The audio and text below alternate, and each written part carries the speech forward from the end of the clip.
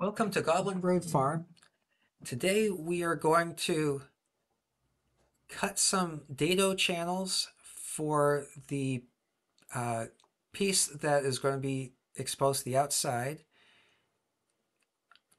And then we're going to put some biscuits, cut some biscuit slots and put some biscuits in the joints and assemble the AZ hive. Right now I am using a dado blade that's 3/4 inch wide, which is almost exactly the width of the plywood. And I'm just adjusting the height just a little bit. What I'm trying to do is make a channel that's deep enough that it will hold the, I guess I would say the back of it, because I'm thinking of it from the inside of the hive. I'm sorry, the inside of the house. But tight enough that it's not going to fall out, but loose enough that there is a little bit of room for expansion, even though this is plywood. And here I am cutting the other side. I'm actually doing this in assembly line fashion.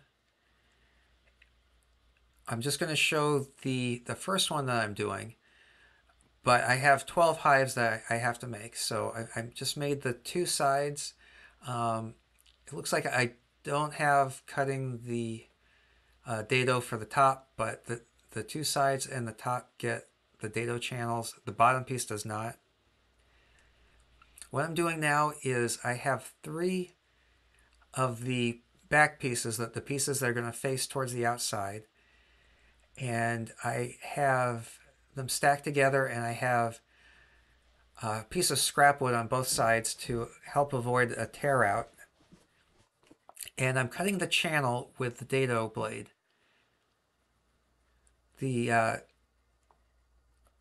the entrance is going to be 3/4 inch wide, or I'm sorry, 3/4 of an inch tall.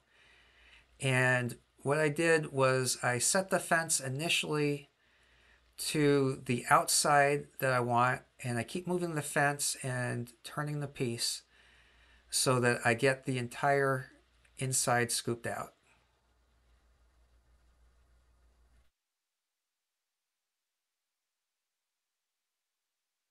All right, now I have it roughly assembled. There's no glue or biscuits yet, and I'm marking where the biscuits are going to go.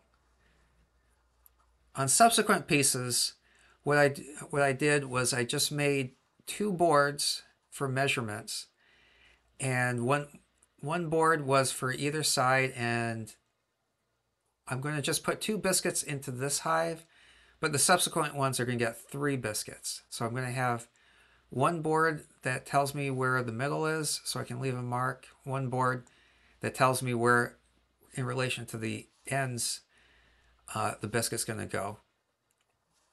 And for assembly line fashion, that's much faster than pre-assembling like I'm doing here and then marking the biscuits um, first on the top half of it and then on the bottom half.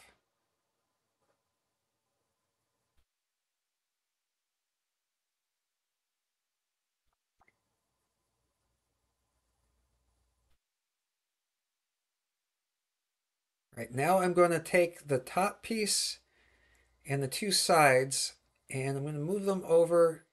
I'm marking what's what so I can remember when I put them back together again. So I'm putting it in the vise. I'm putting the angled side towards me, and I'm going to use the biscuit joiner to cut a biscuit slot. You can see the dado channel in the top piece here.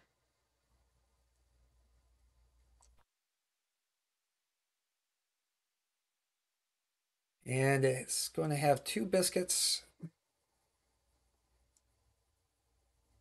here.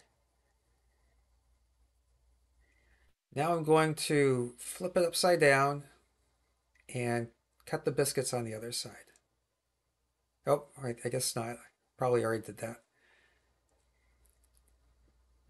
Now I'm going to take the sides and I'm going to cut the biscuits in the top of each slot of each side.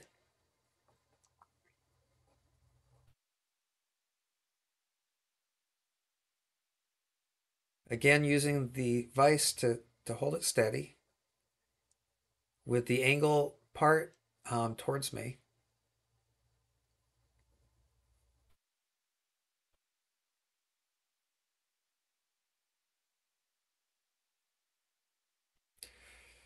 Okay, so you can see I forgot to put my glasses on for that cut. Or I'm sorry, for using the biscuit. I've got my glasses on here.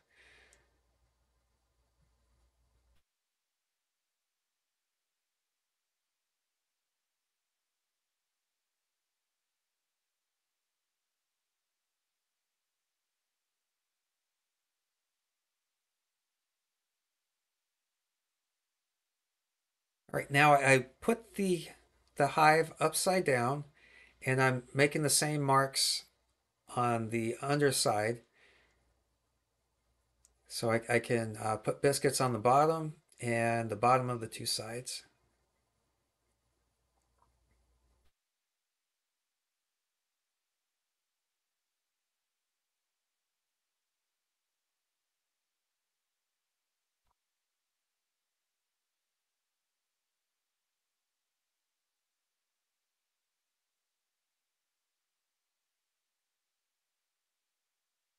All right, now I'm going to put a large garbage bag on the bottom so I don't accidentally glue the hive to the floor.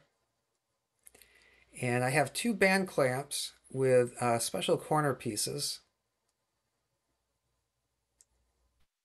So I'm just laying the two band clamps, one on the front, one on the back. And then I'm going to put glue on the miter cuts and inside the biscuit slots.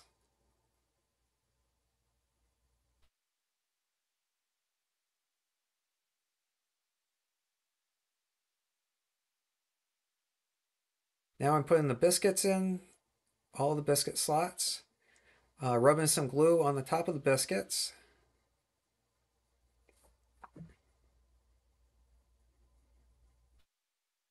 And I'm putting the sides on.